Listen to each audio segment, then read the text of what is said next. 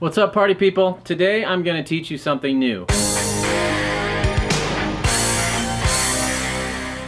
So I ride tubeless tires, and here in Arizona it's a must, and I recommend it for everybody. The tubeless tire systems have gotten so good. Don't be afraid of tubeless, dive right in. But still carry a spare tube with you, because sometimes you slash your tubeless tire or you get a puncture on the sidewall or on the bead and it doesn't seat right and you need to throw a tube in. Stay to the end for a couple more tips, but let me talk more about why I chose a 24-inch tube. Number one, it's smaller. This takes up less room in my pack. This allows me to fit stuff in a seat pack. This allows me to fit it in my hip pack better, or a backpack. So it's smaller, it's lighter, it's kind of cheaper. It's harder to find though. It's hard to find good 24 by 2.1 tubes, but I'll put a link to this in the description below so you can grab one. I know this freaks a lot of people out, but why would you run a 24-inch tube on a 29-inch bike? Let me show you why. Okay, so this is about 24 inches big. You can keep going.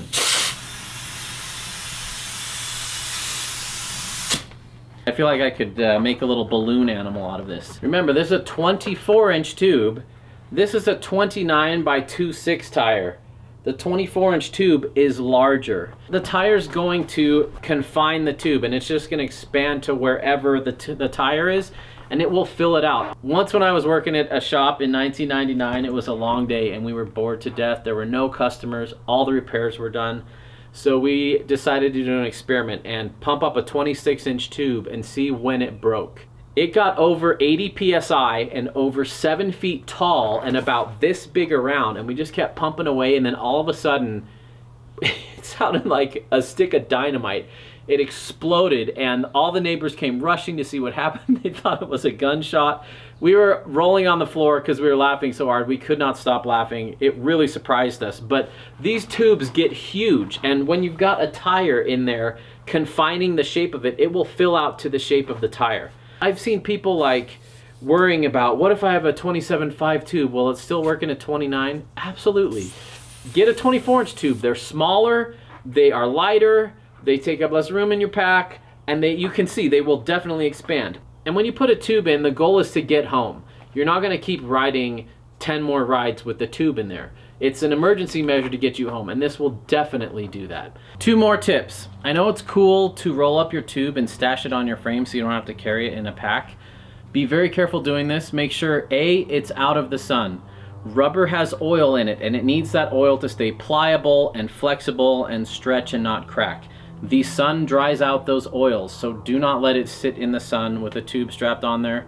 And B, don't let it get anywhere near punctures. If you're putting it on tailgate pads and shuttling with it and your buddies are right next to it, this is your last line of defense if you get a flat, and you don't want this to be flat before you even put it in. So yes, you can strap it to your frame, but be very careful. I don't do it, but if I did, I would do it in one of those protective pouches that keep sticks and weeds and other bikes and stuff from scratching it.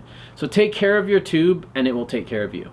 Let me tell you a little bit about my 24-inch tube. I'll put a link to it in the description below. First of all, I buy a tube with a removable valve core for 2 reasons. 1, when I remove the valve core, I can put it in a tubeless tire. So if my tubeless valve core gets damaged or bent or clogged or plugged, I can pull it out, replace it with this.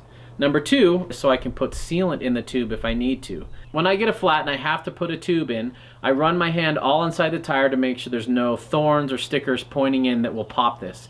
Usually I get them all, but sometimes one sneaks through.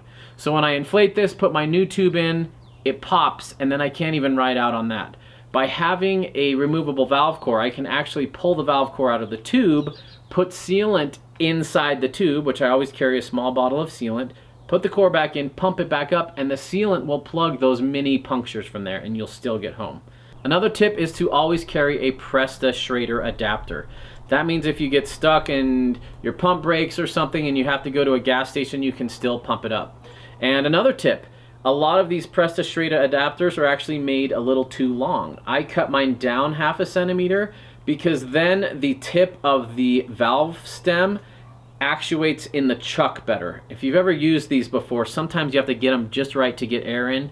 And if you don't have that problem, great. But if you do, cut a little bit off or sand it off or file it off or grind it off. That's what I've done.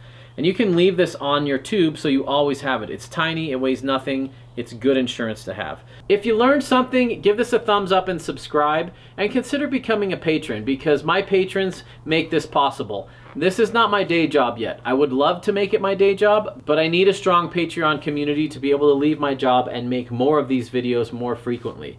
If you'd like to see that happen, consider becoming a patron. If you want more education about bikes, or you want to see some more hardtails on hard trails, click these playlists over here. Thanks for watching. There's a party in the mountains, and you're invited.